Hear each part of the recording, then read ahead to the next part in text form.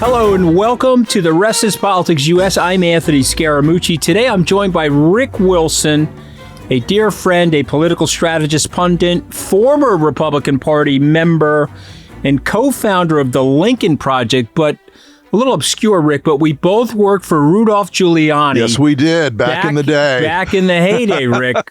Before Rudy, to use an Italian expression, went gugoots. Yeah, which, if you're Italian, you know what gugoots means, but it means crazy. All right, but I want to go to the Homeland Security situation, and I want to go to what's going on with ICE and the differing views in the country, Rick. And I just want you to react to the following statement. One side of the country sees this violent death last week of this woman in her minivan as an act of self-defense by an ICE agent. The other side of the country sees it as a cold-blooded murder. I've stipulated on this show, irrespective of those two views, this is an unspeakable tragedy, that we're actually in a situation like this, in a vortex like this. But I want you to talk a little bit about what you're seeing and what you think the administration's objective is with this level of intensity. I think the message and the shaping factors of ICE are coming out of Stephen Miller's brain.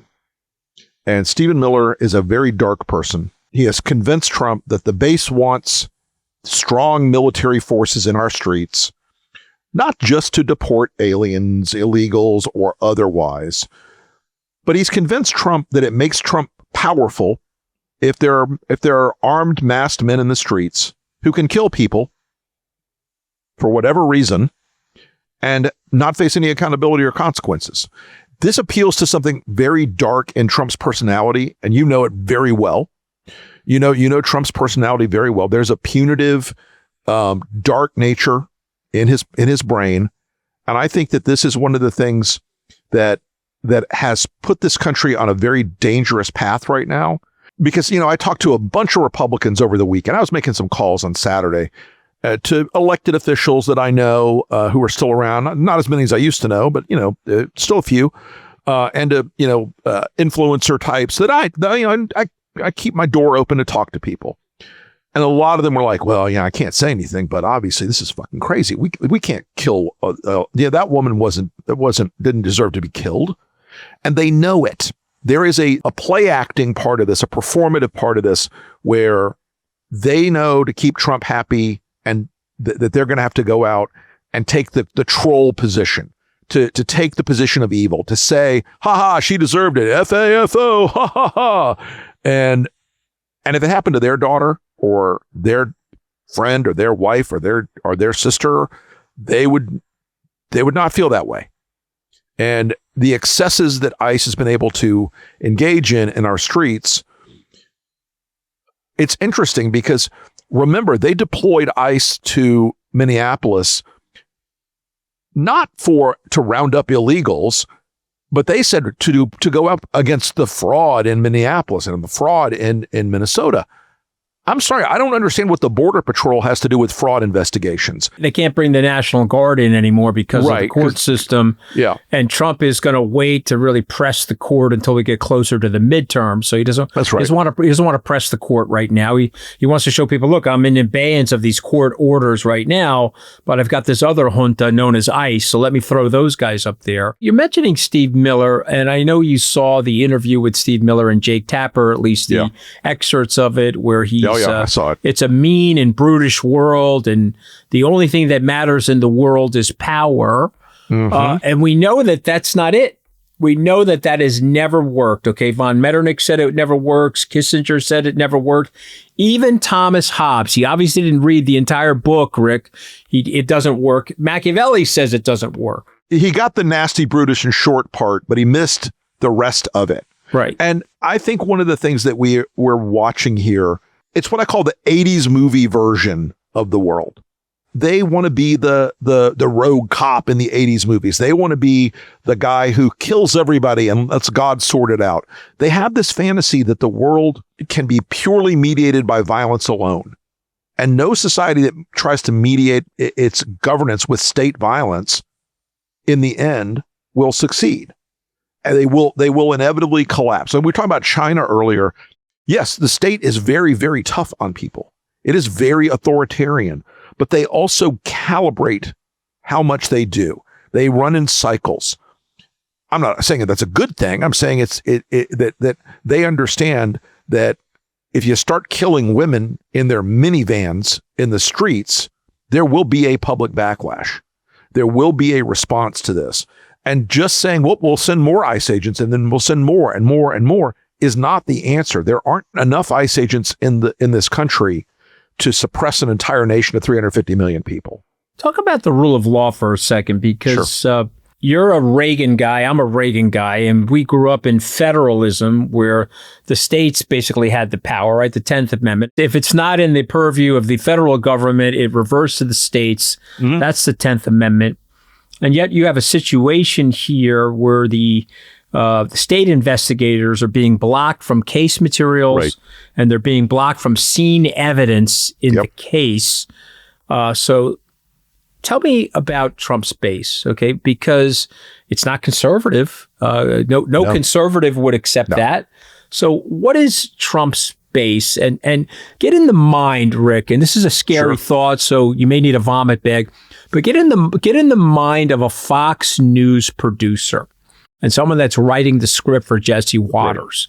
Right. Mm-hmm. Okay, so square the circle for me. Tell me about the base. What is the base? And how does a Fox News producer justify this cold-blooded killing? The base is a 57-year-old white guy from a Southern or Rust Belt state. The great job he once had with a pension and healthcare and all that stuff is gone. He's doing something he hates now. If that, his father probably had a really, really much better job, and his grandfather had a much, much better job. And he's seen his economic life as deindustrialization has hit this country for all the reasons. That's too complicated to go into. He views himself as the victim of that, and he believes that hostile liberal elites are the cause of it and that they targeted him personally. So that Fox News producer every day is writing something to punch that guy right in the nuts and say, they're going after you. This is against you.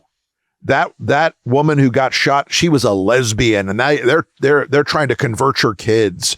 And those people are all communist agitators, and they're trying to turn you into a communist. And all this scare stuff that works for that 57-year-old white guy. It's a fantasy world. It's a bubble world. It doesn't exist in the real universe that we live in, but they're very good at convincing people of it.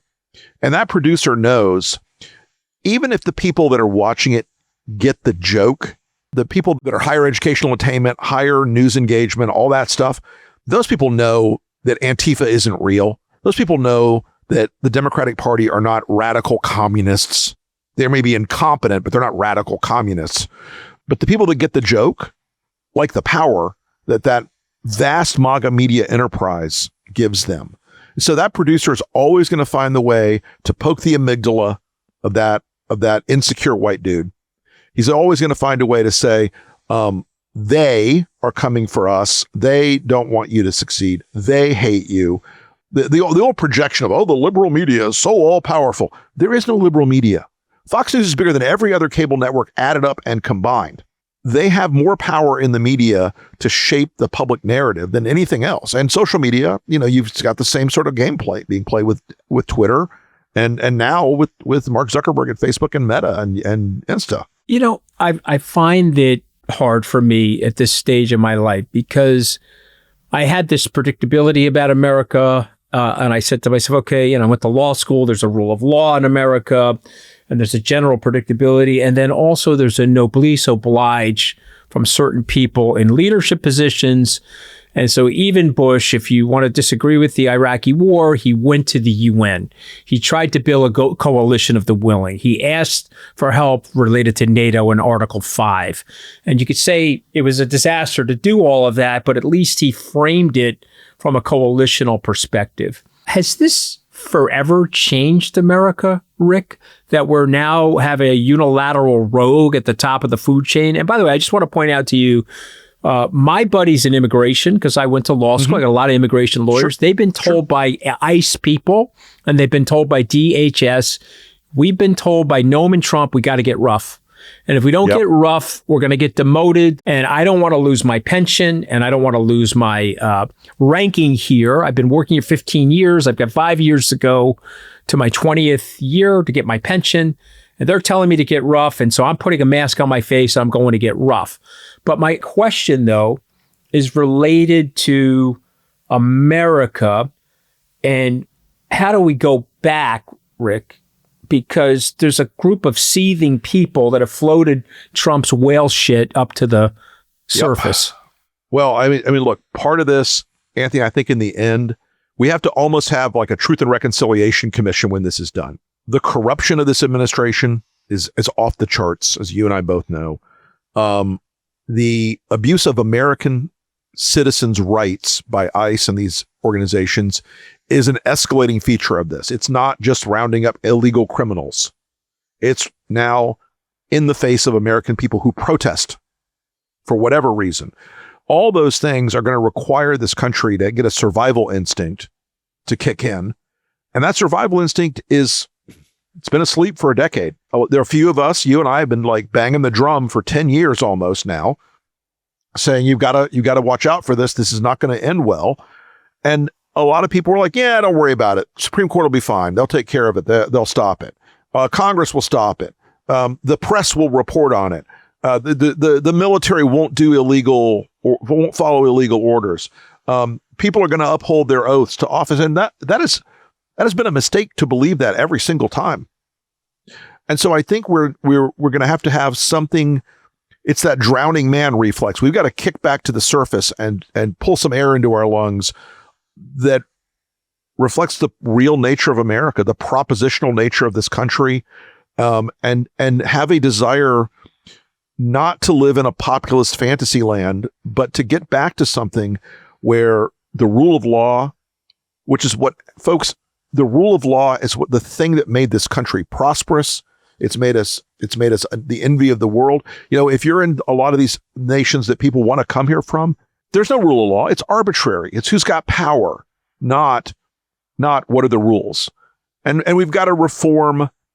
We've got to reform how Congress does its work. We got to reform how the presidency operates. And it's going to be very hard, Anthony. It's going to be the work of people that you and I will both be long gone while this project is still trying to turn the ship back in the right direction. We're going to talk a little bit about this Donroe Doctrine. Right. I want to get your opinions there. The Monroe Doctrine, essentially, James Monroe said, hey, European powers, stay out of the Western Hemisphere. We want to control the Western Hemisphere. At that time, we probably didn't have the naval capacity to pull that off. Right. But he was signaling directionally where America wanted to go once America got a little bit stronger. Most of Trump's predecessors have let that lapse, more or less. Okay, basically, have had a carte blanche for the U.S. in Latin America, but we really haven't been super focused on that. So, tell us your interpretation of the Donroe Doctrine and what Trump seems to be doing in Latin America. Yeah, look, I think a lot of this comes down to Trump has this weird fixation about oil. And more, I mean, look, all American presidents worry about our energy supply, but Trump has a weird fixation on taking the oil, as he always says.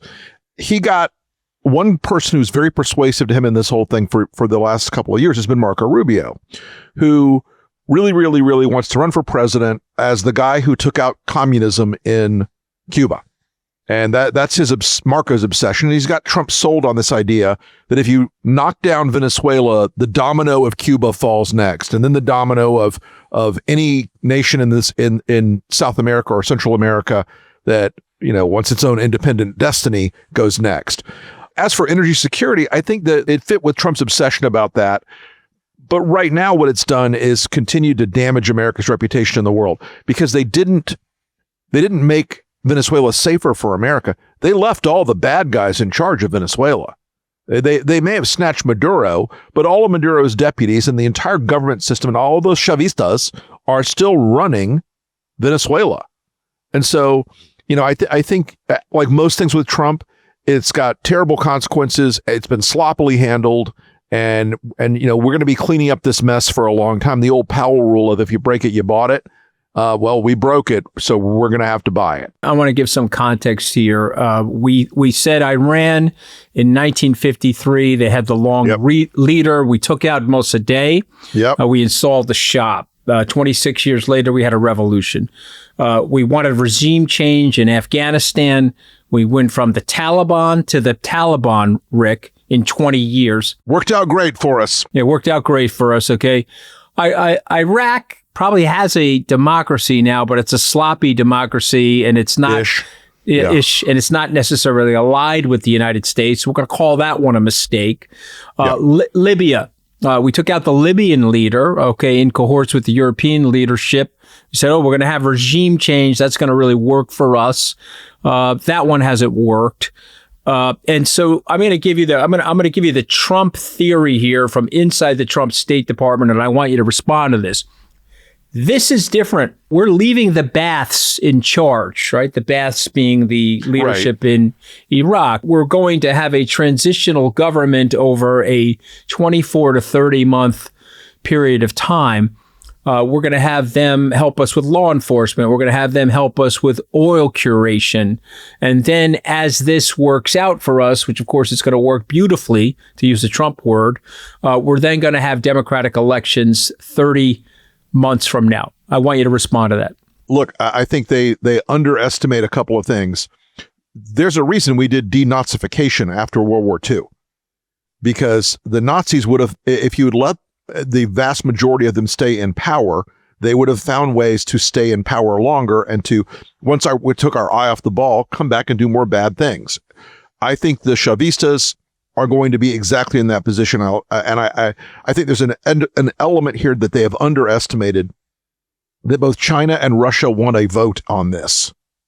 China has taken advantage of the tariff situation by expanding wildly throughout South America in terms of their influence, their diplomacy, their ability to shape the narrative of those countries. I think that is going to be a factor where China looks at this and says, well, this is a way for us to bleed out further American power in the world. We're the people that are going to do good trade deals with them. Trump's going to be the asshole who both invades and doesn't trade. And I think Russia and Venezuela have a long relationship as well. And they're also looking for valences to put pressure on us. But the idea that you're going to let the Chavistas, who are a relatively technically sophisticated, oppressive modern state with all the bullying tactics of Central American and South American authoritarianism matched up, I think this is a recipe for disaster. These are not fans of Donald Trump. They're not going to give up power without a fight. They're going to figure out ways to flatter him in the short and medium term. And so I don't think there's a really serious intent to do democracy or liberty or freedom or whatever you want to call it for the Venezuelan people, as long as they're giving Trump the oil he wants and a cut of the vig off of whatever's happening down there. I don't think he gives a damn about democracy. And leaving those people in power is a recipe for them to remain in power forever. Okay, I want to test something on you, Rick, and then I want you to respond to it, because I'm now an opposition leader. Okay, so opposition leaders in Iran said, the imperialist Americans took out Mossadegh, our democratically elected person. We need more of a cleric situation. And then same thing in Iraq.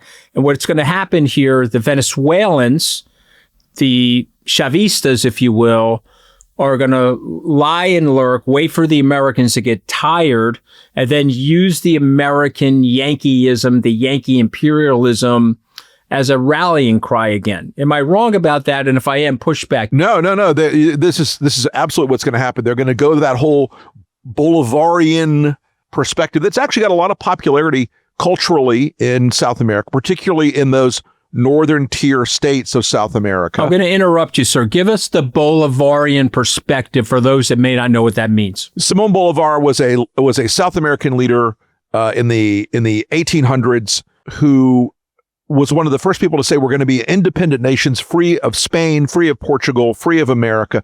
We're going to have a third way, if you will. And it has become a populist sort of calling card, which, Hugo Chavez and other Latin American, South American leaders have adopted it over time, because it fuses the Spanish culture, indigenous culture, all these sort of things. And I mean, not to go too deeply into this whole thing, I'm not an expert on it, but this is it's a powerful, appealing narrative for folks in South America, where they say, we would be great except for the Yankees. We would be great except for, and in older times, Spain and Portugal still keeping their fingers in the pie of what we do. They view us as an extractive nation. And that is one thing that shaped a lot of South American history, was Spain and Portugal extracting gold, silver, and resources from South America. And that gave them this sense of we're slave colonies. That still has this resonance with folks in South America. And if Trump's storyline is we're here just for your oil, shut up, pump oil, give it to us, I think it plays right into that theme. Okay, I want to now go. I'm channeling full Trumpism and full MAGAism, and I want you to respond. So I'm a genius. I'm playing 19-dimensional chess. Right. You once said to me, "No, Anthony, Trump is eating the chess pieces." Of course, I stole that from you. I've been saying that for the last 5 years. Okay? Take it. But I'm playing 19-dimensional chess. Right. And so I'm taking the oil from China, where they are selling it to China. Remember, it's only 1% of the production right now, 17% of the world's known oil reserves. And I'm going to go after the shadow Russian fleet in the North Atlantic and in the Arctic Sea, and take those tankers as well. Delcy Rodriguez has been very helpful to me to find those tankers. And I'm now going to control not only the Western Hemisphere, but I'm going to be the geostrategist at the poker table of oil, and I'll be able to assert myself more vigorously in the Middle East and potentially put downward pressure on oil prices, which will really hurt the Russian economy. Respond to all that. I don't think Donald Trump is able to think that abstractly at scale. I also think that solving the Venezuelan oil problem for China is de minimis compared to solving the Iranian dark fleet oil problem for China, where I think they get a larger percentage of the take of what they need energy-wise. The idea, though, that Trump is going to put pressure on Russia, he has consistently shown he's not willing to put any real pressure on Russia. We already saw that they're freeing the people off these tankers and returning them to Russia, the ones that are involved in like managing this operation. If Trump wanted to put pressure on Russia, he'd be helping Ukraine. That's the simplest possible answer on that front. But Anthony, I don't think that there is a long abstract thing with Trump in his brain about a strategic realignment of the world, except for he seems to have accepted this sort of thing from Alexander Dugin, this Russian. He doesn't know who Dugin is, but he likes the idea of a world divided into three chunks, where America runs the Western Hemisphere, China runs Asia and Australia, and Putin runs Europe. Africa's a jump ball. And Alexander Dugin, of course, is the Russian philosopher that's very close to Putin, that believes that Russia should be able to successfully reattach all of these republics, right? Now that they're a little bit stronger and a little bit more stable, and that should be their province geopolitically. And Trump doesn't mind that, of course, as long as he gets his province geopolitically, which, of course, is very unsettling. So I want you now to make the case, Rick, of the European statesman, of somebody that's followed the rules-based order. Yep. Fareed Zakaria was saying this over the weekend. I found interesting. America alone, it's one of the great superpowers that's managed to keep friendly alliances for almost a century. Most of the time, that doesn't happen. And so I want you to make the case. You're a European statesman, and you're meeting with Marco Rubio because he's probably a little smarter than Donald Trump. And what's the case that you'd be making to him about why this is so mistaken? Well, Europe's economy is larger by a long degree than Russia's, larger than China's still as an aggregate. And they have been a vital trading partner. They have been a vital role in keeping peace in Europe.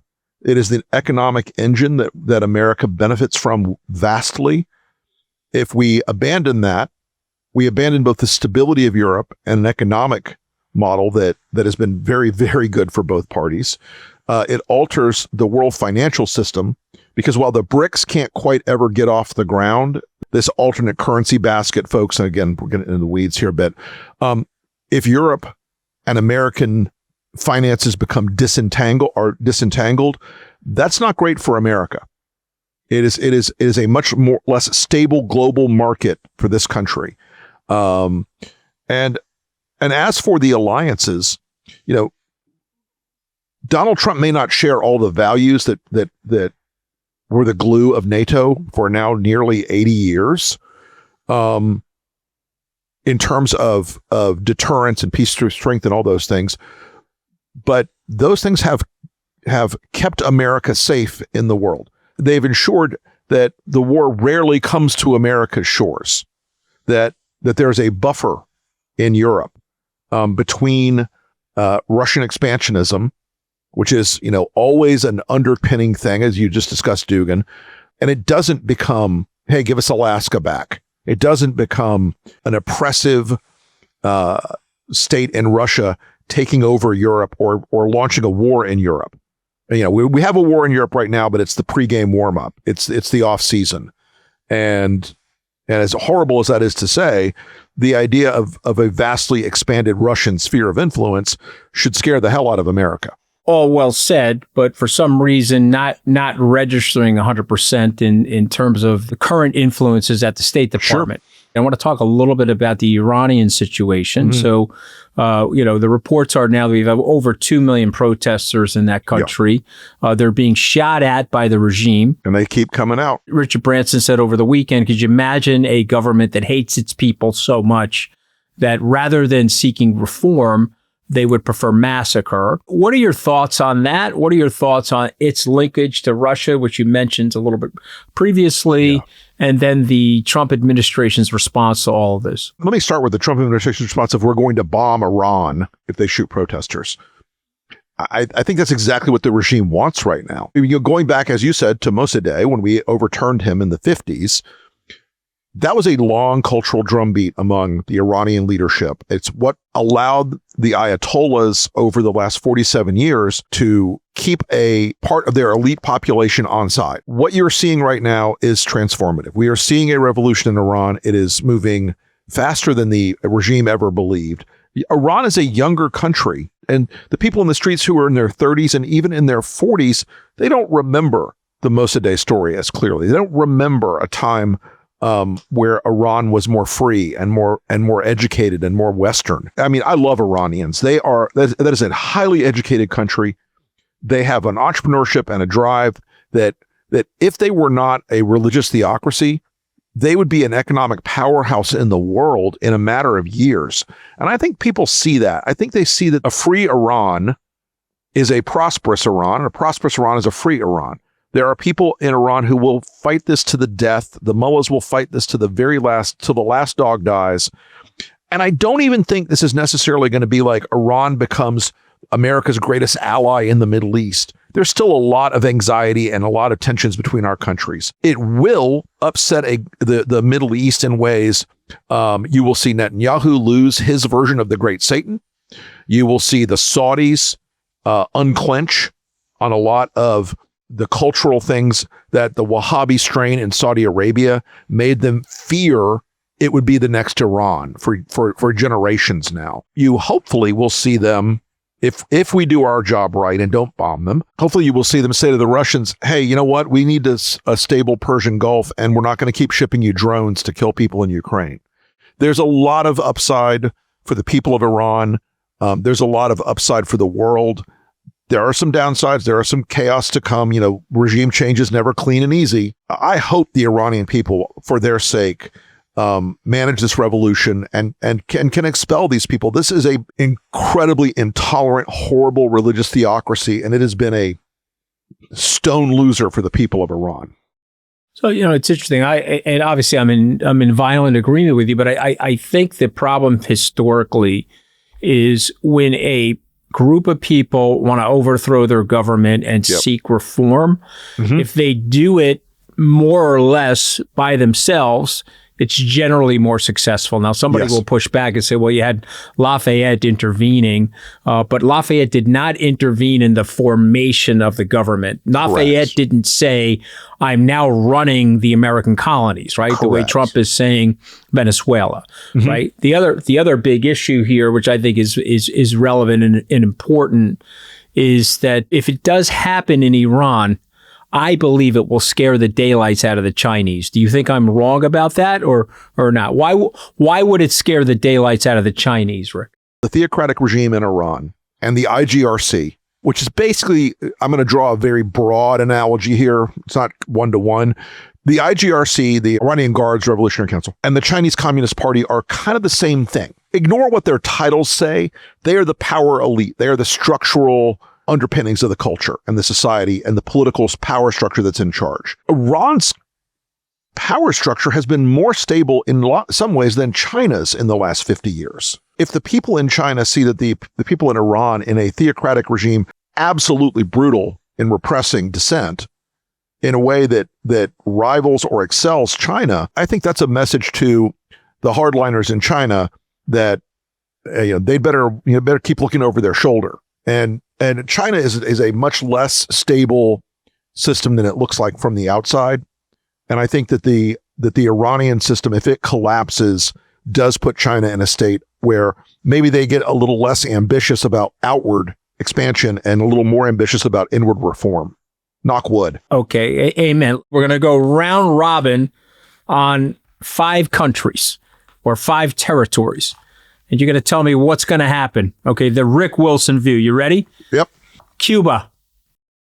Collapse soon. Massive refugee flood into South Florida that will make the Mariel boat lift look like a picnic.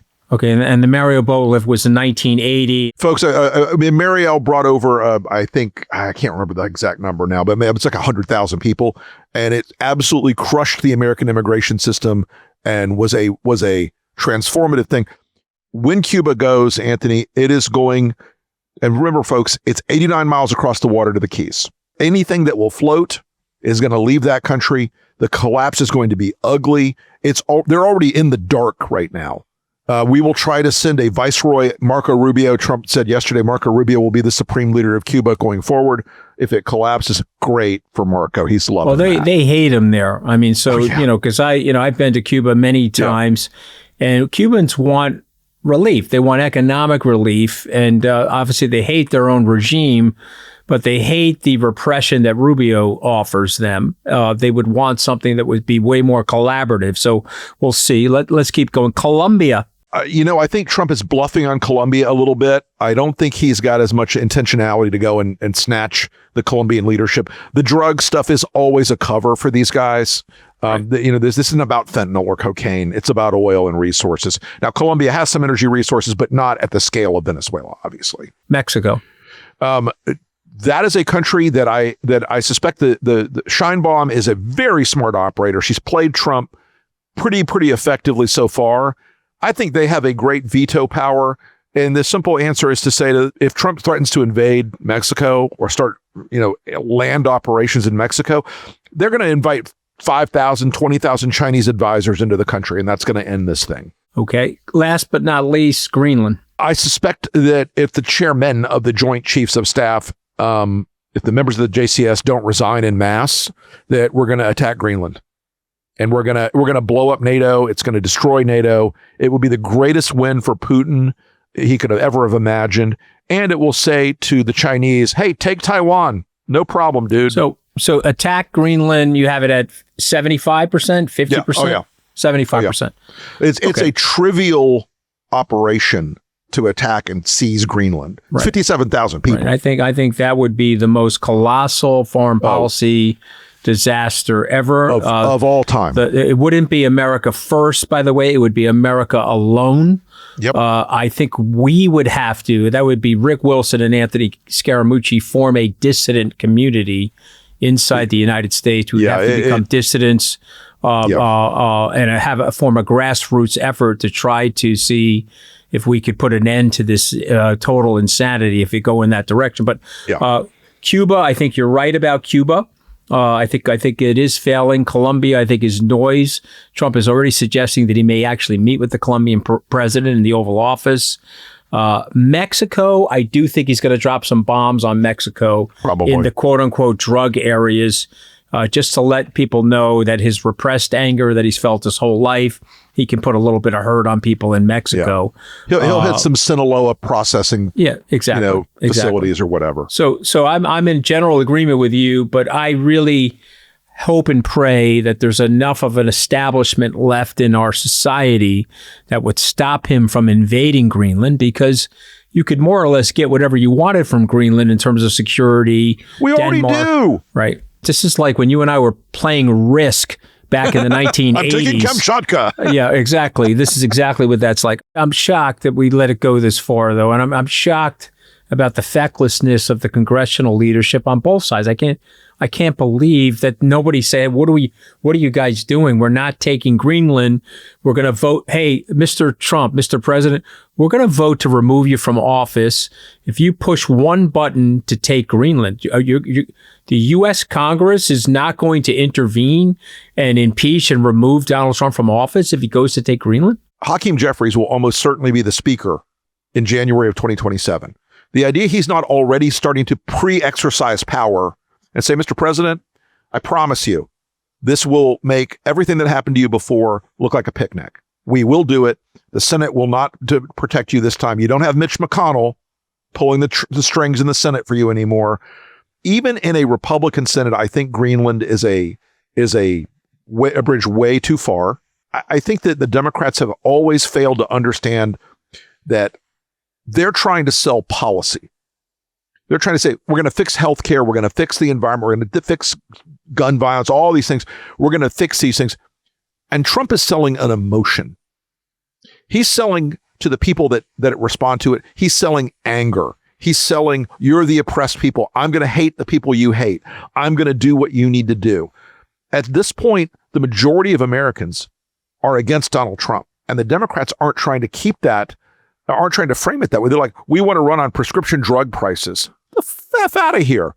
You got to run on reforming this country and saving it from a guy who is increasingly behaving like the dictator we always feared on the right. You know, I mean, I think that's the Democrats are the best thing that Trump has going for him. Oh, yeah. You know, by the way, Rick, they don't accept me. They don't accept you. No. You were once a Republican. So rather than saying, hey, there's a principle-based argument here. Forget about our ideological picayune differences. We're all in support of America and decentralized power and the checks and balances system offered to us by our founders from the Constitution. And they say, Rick Wilson, you were once a Republican, scram. Scaramucci, we triply hate you. You once worked for Donald Trump. You should probably also be in a gulag. And what do you say to those people, Rick? What do you say to those people? After a decade of saying, like, hey guys, here's what they're going to do to you. Because I mean, I've sat in rooms with Democratic leaders and I've said, all right, in this campaign, I can tell you exactly what the playbook will be against your candidate. And they look at you like you're from another world, like you've got three heads. It's like, oh no, that's not what's going to happen. I'm like, no. I used to be that guy. I used to be that guy that did this to you. I know what they're going to do. And over again, you know, I begged and pleaded with the Harris people, like, please understand this trans stuff is killing you. No, we can't do anything about it because our own base will be mad if we do anything about it. Okay. And it ate their lunch with young men, black, white, Hispanic. Vice President Harris said something in her book, and I was like, this is the central problem. I'm going to give it to you. Ready? Yep. She said, well, Buttigieg was the most talented, but I couldn't pick him because he was gay. I'm a black woman. He's a gay man, so I couldn't pick him. They're still doing the slotting. Yes. They're still doing the identification, which is actually the things that they're accusing the other people of doing. Do you follow what I'm saying? I couldn't believe she wrote that, actually. The way that Republicans have weaponized the identity politics inside the Democratic Party is I'm not saying it's right, people, but I'm saying it is a strategically brilliant decision by the Republicans over the last 2 decades, where they've said, oh, we care about everybody. They only care about those people. And sure enough, they unfortunately prove it over and over again that they don't get it. No question. And by the way, he kicks their ass 9 out of 10 times in the culture war. Rather than saying, hey, America's somewhere in the middle, they're saying, well, there's 3% of America that's way over here, so let's focus on those people. And then they miss the bigger argument about saving America, its federalist structure, and saving America's Constitution, and saving America from this sort of foreign policy unilateral nonsense. But Rick, it's always a pleasure. Thanks, Anthony. I appreciate you having me. Hopefully you'll come back on the show. Anytime. You're not Catty K, Rick Wilson. I am not Catty K. You're not Catty K. No. But we do appreciate you being a friend of the show. You bet. Absolutely. Anytime. For founding members, Rick Wilson is going to stay with us. We have a whole bunch of questions, including the criminal prosecution of the Federal Reserve Chair. I'm trying to say it with a straight face. Rick and I are going to be addressing that in the question and answer session for our founding members. If you want to be a founding member, go to therestispoliticsus.com, sign up, become a founding member to get this extra program. Thank you.